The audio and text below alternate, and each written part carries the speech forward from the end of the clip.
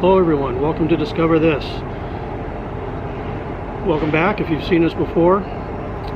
Today's video is about a guy that some called the most feared and respected name in West Coast organized crime. And that name is Frank Bompensiero, also known as the Bomp. So the Bonpensiero family migrated from Sicily in 1904, and they migrated with a family by the name of Balistreri. And once they got to the United States, they ended up in Milwaukee, Wisconsin. Now in later years, Frank Balistreri ended up becoming the head of the Milwaukee crime family. So there was an association there already. Now, on October 29th, 1905, Frank Bompensiero was born in Milwaukee, Wisconsin. And sometime in the 1920s, Frank hopped a train and made his way to the West Coast and ended up in San Diego. So after getting to San Diego, one way or another, he ends up meeting Jack Dragna, who was the head of the Los Angeles crime family. And through Jack Dragna, Frank Bompensiero got involved in bootlegging, and some of his early arrests were for possession of firearms, illegal gambling, kidnapping, and even murder. Now, most of those cases were dropped, but one case that wasn't dropped was something that happened on December 6, 1930. On that date, the Purity Squad, which was a precursor to today's Vice Squads, did a raid here in Little Italy, and they hit about 7 different establishments, and one of those establishments was one that was run by Frank and his brother Sam Bonpensiero, and that establishment was right here at 1907 India Street. Now, the building has been redesigned a little bit, and this wasn't the name of it. I never could find the name of it. However, this was the building. Now what happened was the Purity Squad ended up, through their search warrants, getting over 4,000 gallons of illegal wine and 40 gallons of other liquor. And that's what they confiscated through these establishments throughout Little Italy here. So Frank Bompensiero and his brother were arrested for that, and Frank actually ended up doing a year in prison for that crime. So after getting out of prison, Jack Dragna made Bonpensiero, or he put him in charge of the LA mob's interests here in San Diego.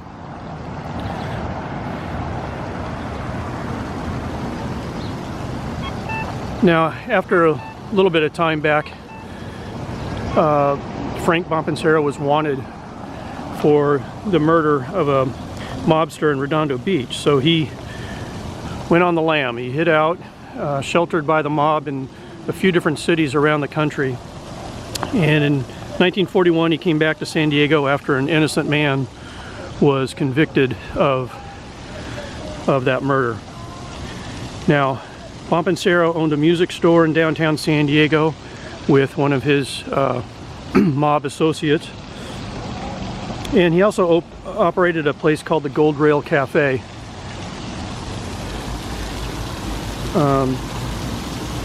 He had become involved in loan sharking, and he managed other establishments for the mob that were involved in illegal gambling and bookmaking. Now, for about 16 months, starting in 1942, Frank Bompensiero served in the U.S. Army. So then once he got back out of the Army, he was right back into it, working for and taking care of the organized crime interests here in San Diego. Now, one of the places that they would meet and hang out and maybe exchange envelopes full of money and things like that was here at the U.S. Grant Hotel in downtown San Diego. And that was really convenient because right across the street from the Grant on 3rd Avenue was a number of the establishments that Frank Bompensiero was in charge of or managed, quote unquote, for the LA crime family. Now, those establishments were all bulldozed years and years ago, and it is now the Westgate Hotel.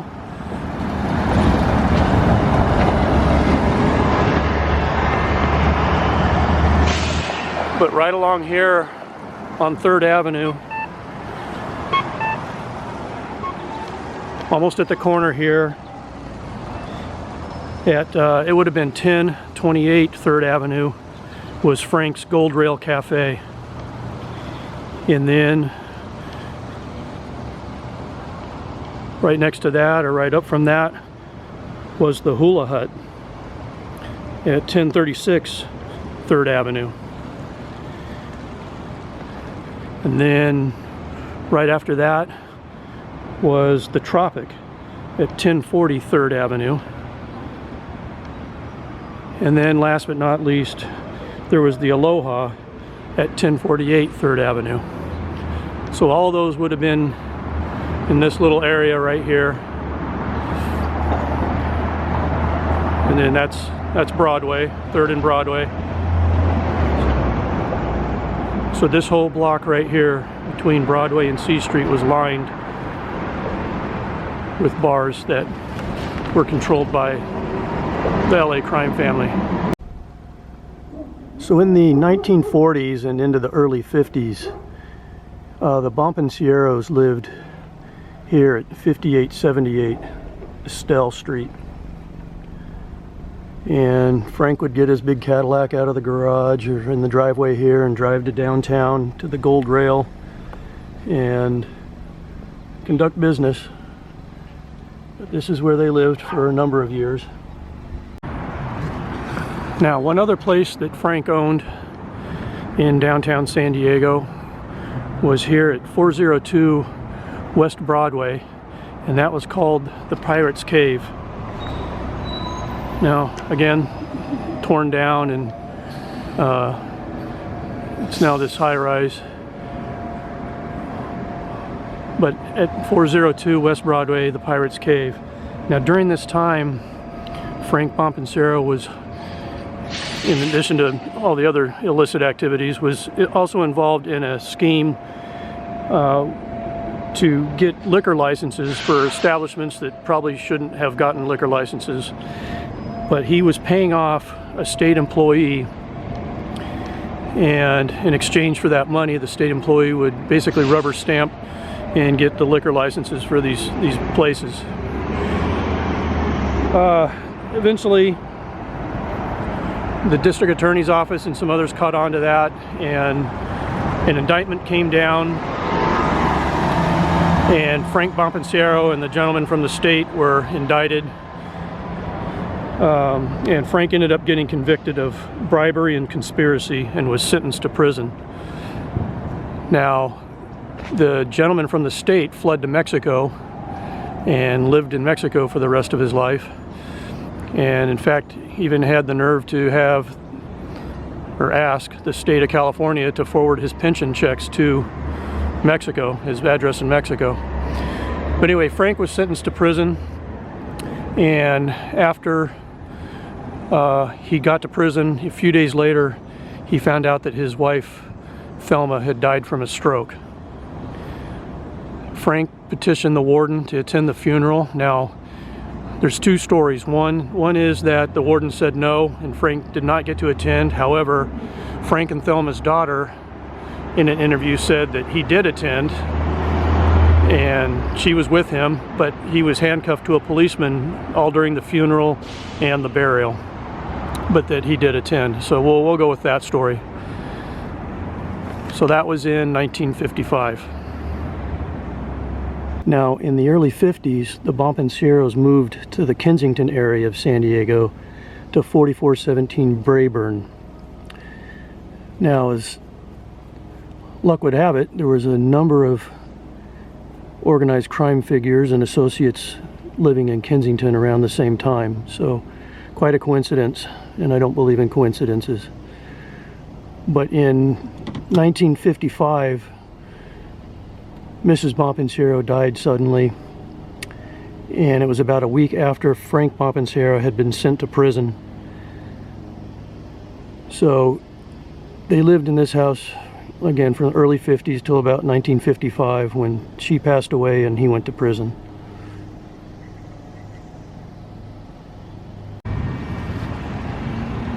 So around the same time that the Bonpensieros were moving to the Braeburn house, a gentleman by the name of Yale Khan developed this lot here. And we are at the corner of 62nd and El Cajon Boulevard in San Diego. And he developed this lot and put a few buildings up. In fact, the campus drive-in was right across the street, right over there. But in this lot, he put up a few buildings, and one of the buildings was for Frank Bompensiero. And Frank put in a restaurant, and he called that restaurant Algiers. And it was a Sicilian steakhouse. And opening night was kind of a big deal. All of their family and friends were there, and business associates, and I'm doing that in air quotes. And this photo shows opening night, and the Bonpensieros are on the far left. But Algiers was at 6205 El Cajon Boulevard, so it would have been right about here where this CVS is. This lot's obviously been redeveloped and they've changed the addresses, but it would have been right in here. But Algiers didn't do very well, and wasn't very popular, didn't make any money, so it eventually closed. But Frank Bompensiero had some other business dealings lined up, including one with his old buddy Jimmy the Weasel Fradiano, that would take them out to El Centro, California. Now, when Frank went to prison, he was sent to San Quentin, and at the same time at San Quentin was one of his buddies, or one of his good buddies, and fellow LA hitman, Jimmy the Weasel Fradiano. You know, they had known each other a long time. So anyway, while both of these guys were in prison, Jack Dragnet died, and a guy by the name of Frank DeSimone took over the LA mob.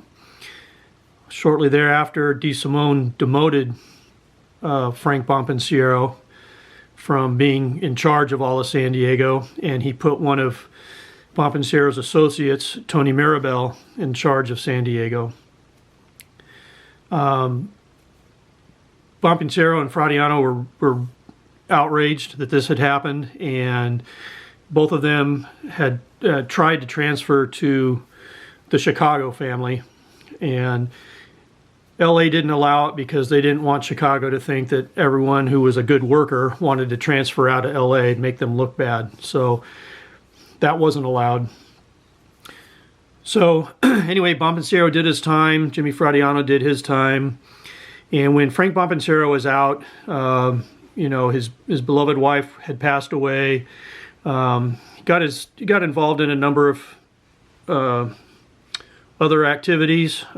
He got involved with Mo Dalitz and Anthony Spilotro out in Las Vegas, and while still living in San Diego, but he had a number of business dealings with those guys out in Las Vegas. He also met and befriended Joseph Bonanno, also known as Joe Bananas, the head of the Bonanno crime family, who was living in Tucson, Arizona at that time for his health. And but anyway, Bonpensiero was still doing work for the LA family and basically trying to get back in their good graces, if you will. He you know, putting in work, but he you know, he wanted his head honcho job back, really, is what it comes down to. Now, in 1967, Frank Bompensiero and Jimmy Fradiano were arrested in El Centro, California, on a trucking union fraud scheme that Fradiano had put together. So Bonpensiero sat in the El Centro jail for 18 days in over 100-degree heat before being bailed out, or being let out. And he couldn't come up with the bail. So that's why he sat there for 18 days. Now, when he was let out of the El Centro jail, he had been assigned FBI informant file number SD-1064. And all the charges against Bonpensiero in that fraud case were dropped. So now, if you remember Whitey Bulger back on the East Coast, Whitey Bulger was an FBI informant, and he still ran his organized crime family and still was committing crimes and things like that. Well, Bonpensiero was basically the same. He still had his hand in a number of illegal activities. And in the early 70s, Bonpensiero and Anthony Spilotro, also known as Tony the Ant, started a large loan sharking operation in Las Vegas. Now, in the mid-1970s, the mob, the mafia, La Cosa Nostra, whatever you want to call them, were cleaning house. And there were a number of murders around the country of mobsters, associates, snitches, and that kind of thing. The majority of those killings were done with a .22 caliber firearm, and many of those were done with a silencer, or so law enforcement believes. In fact, law enforcement found that some of those killings in different parts of the country were done with the same gun. Now, in November 1975, a woman by the name of Tamara Rand, a very wealthy real estate broker, was making tea in her kitchen. Now, Tamara Rand had loaned a gentleman by the name of Alan Glick $2 million for a real estate venture in Las Vegas. Now, Alan Glick was a frontman for a number of mob interests in Las Vegas, mostly casinos. Well, Tamara Rand wanted her $2 million back. So that afternoon, as she was sitting down to her tea, someone entered her house at 4021 Bandini Street and shot her 5 times. Now, her husband had talked to her on the phone around 3 p.m. and then he came home at 5:30 p.m. and found her body.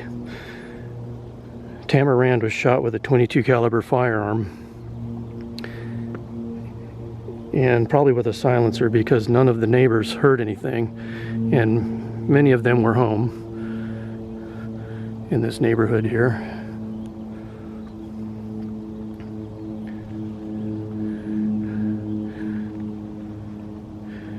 So this case is still technically unsolved with San Diego Police Department. It's a cold case crime in their homicide files.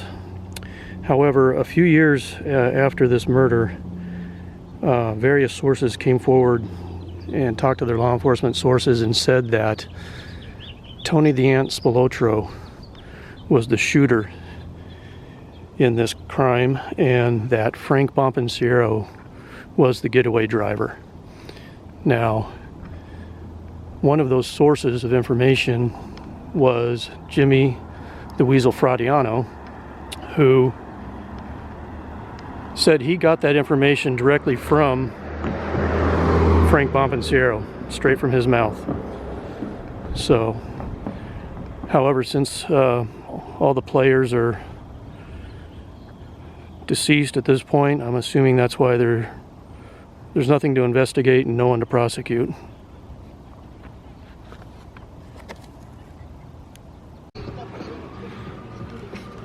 So Frank Bompensiero ended up making his way to the Pacific Beach area and lived here for a number of years. Now, he had also started keeping company with Momo Adamo's widow, Marie. See, the Adamos, Momo Adamo's very high up in the LA mafia, and Momo and Marie had moved to the Kensington area of San Diego, along with a number of other LA mobsters. And Momo Adamo decided one day he was going to do a murder-suicide thing. So he shoots his wife and then puts the gun to himself. He dies, she doesn't. So years later, Frank starts a relationship with Momo Adamo's wife, or a widow, and they end up getting married. And they set up house here at 1830 Reed Avenue, apartment number 4, up there at the top left. So they're living here for a few years, 1830 Reed Avenue. And during this time, you know, the FBI is still doing surveillance on Frank. You know, they'll follow him to the grocery store and whatever other errands he has to do. You know, he'll roam around town in his trusty Mustang that he had at the time. And Frank also believed that the FBI had tapped his phone, which they probably did. After a few years here on Reed Avenue, Frank and Marie ended up moving just around the corner to Lamont Street. So we're at Reed and Lamont, and so they moved from 1830 Reed to 4205 Lamont, which is this building across the street here. And 4205 Lamont, number 7, was Frank Bompensiero's home for a number of years at the end of his life. So again, Frank felt that, or he at least assumed that the FBI had bugged his phone. So he had a system going where he would, if somebody called and wanted to discuss business, there would be a code word or a code phrase.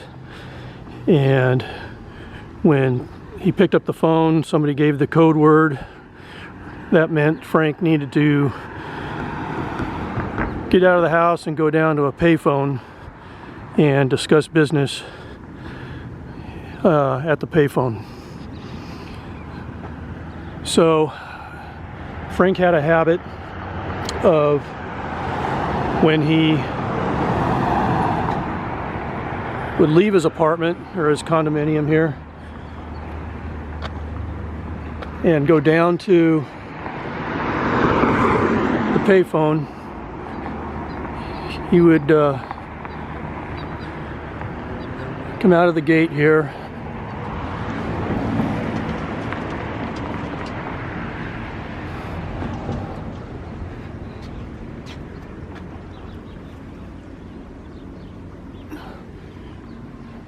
Frank's mailbox.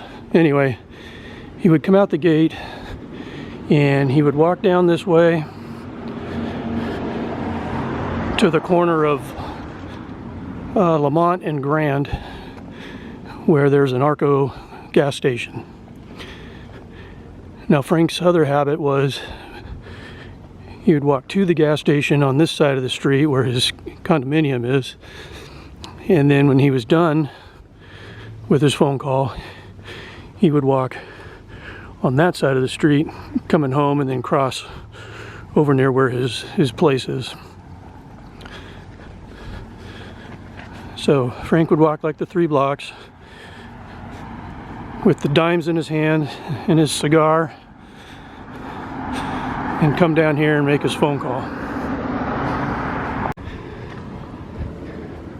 So around 1976-ish, somewhere in there, the FBI set up a sting operation in the LA area where they created a fake pornography business called Forex, F-O-R-E-X.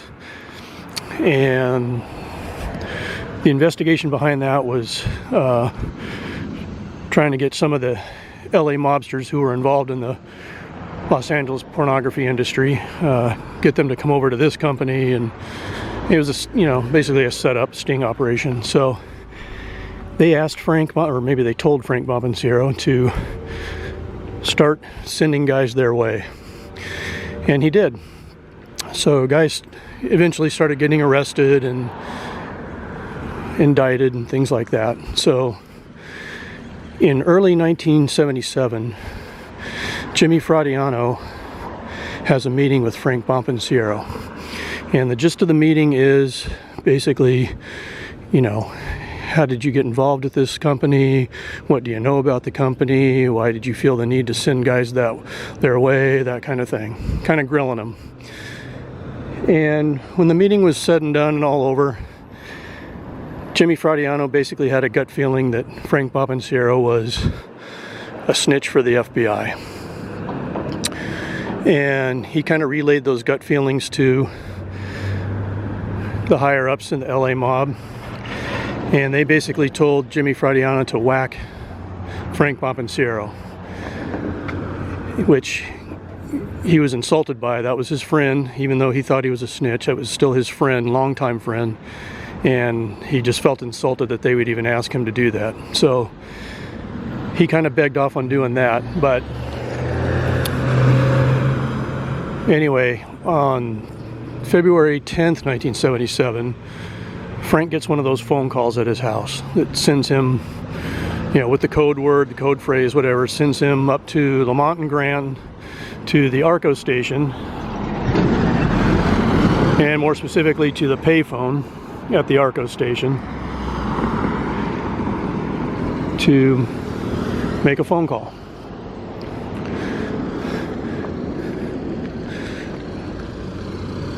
And he would have crossed the street. Maybe he went up to the light and crossed like you're supposed to, but we'll just do it this way.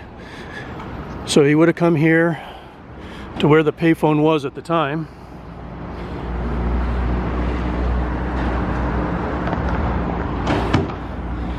And he would have made his phone call and discussed whatever the business was. Now there's some speculation as to who called Frank's house and sent him up here. There's a lot of speculation that it was actually Jimmy Fradiano that did that. So, but we don't know for sure. But anyway, Frank gets done with his phone call and he starts making his way back to his house on this side of Lamont, as he always did.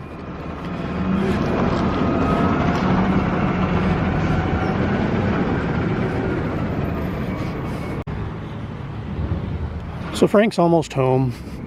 You can see his building off to the left on the other side of the street there. So as he's approaching this alleyway,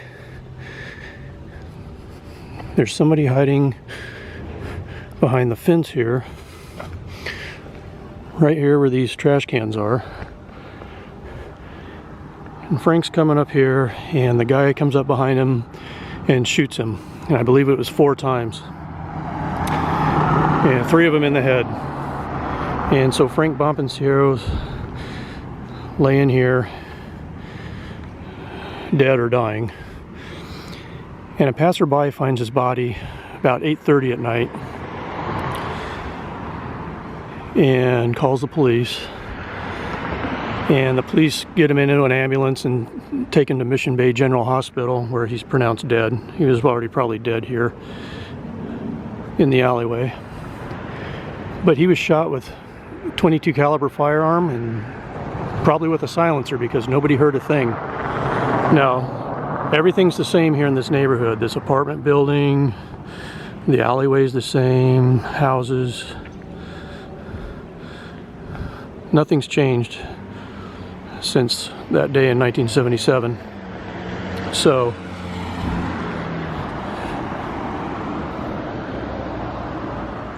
the electrical box was here. Everything's the same. And right there again is where the guy was hiding, and Frank had come down this way.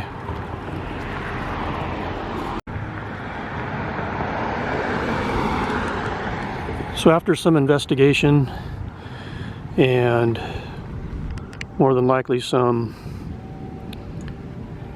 source information, 5 people were arrested for the murder of Frank Bompensiero, and also they were arrested as part of that Forex pornography company, the fake FBI pornography company. And those 5 guys were Thomas Ricciardi, or maybe it's Ricciardi, but I'll go with Ricciardi, and also known as Tommy Fingers. Well, he was the shooter. He was the one hiding behind the fence right over there where those trash cans are, and he's the one who shot Frank Bompensiero.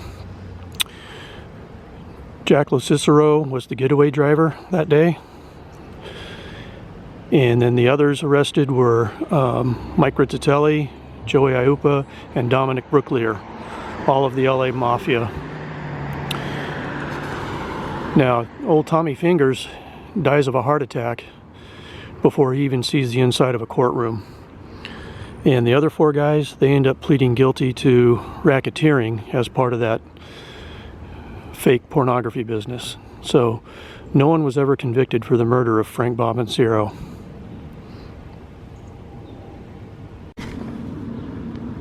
So now Frank Bompensiero lived his life the way he wanted to live it. You know, he did his work for the mob, moved up the ranks, and when they basically pushed him aside, he did what he felt he needed to do, all the while still helping his friends, quote unquote. So at the time of his death, Frank Bompensiero was confirmed for 5 murders, either done by himself or as an accomplice. Now there's some within the FBI who think that he's good for up to 22 murders. And there's some that think it's a few less, but somewhere between 5 and 22.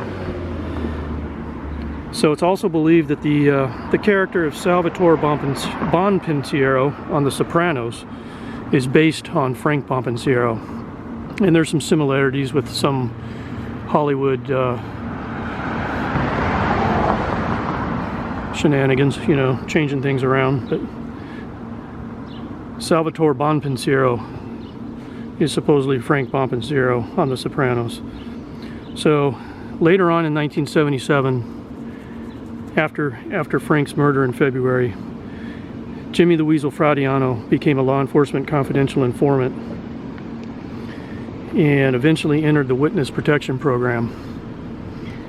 And after a few years, he was kicked out because he helped write 2 books and then did some interviews in promoting those books. So he was kicked out of the witness protection program. And then in June of 1986, Anthony Tony the Ant Spilotro was found dead and buried in an Indiana cornfield along with his brother.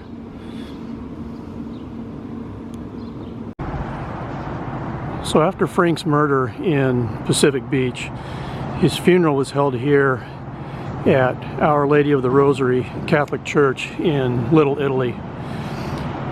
This is at 1668 State Street, and Frank Bompensiero is a longtime member of this parish, so that's one reason this was chosen.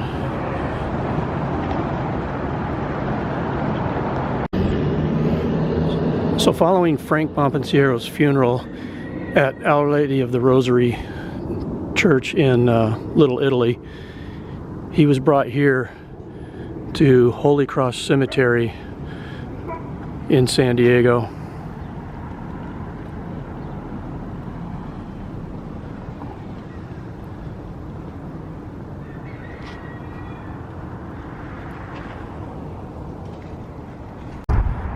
So once here at Holy Cross,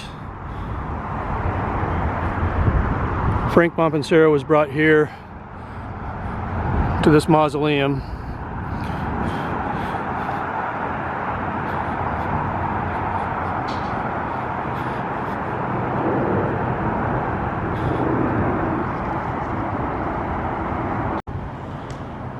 Frank Bompensiero is interred here.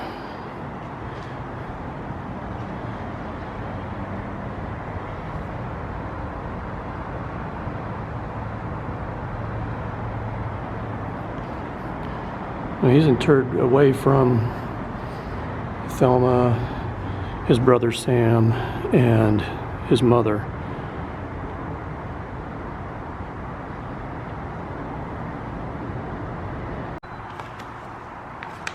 So Thelma Bonpensiero is laid to rest here.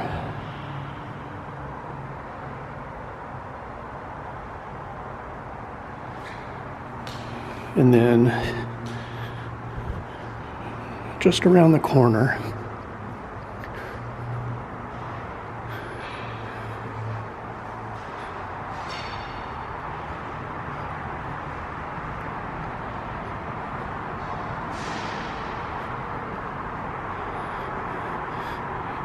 is Frank's brother Sam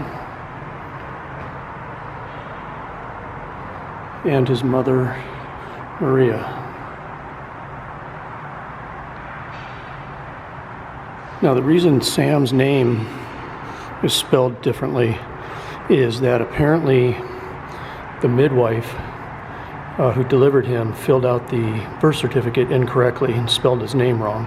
So he just went with it for the rest of his life, and this is how he spelled his name. And this is how his son Joseph spelled his name also.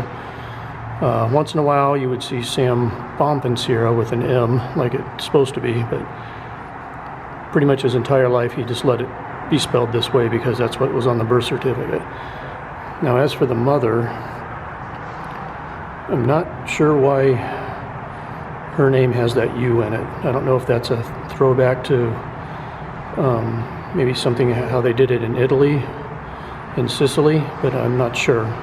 But this is Frank's mother, and Frank's father is buried in Sicily. So I guess that's it, ladies and gentlemen. That's the story of Frank the Bompensiero. You know, I guess you're good when they need you, and you're expendable when they no longer need you. So there's a couple books that have been written about Frank Bompensiero. One by Judith Moore called Bad Bad Boy, and another one by Frank's nephew Joseph Bonpensiero, Sammy's son, called Niputi, which means the nephew. So you can look those up. They're on Amazon and wherever. So anyway, I appreciate you watching, and we will see you next time on Discover This.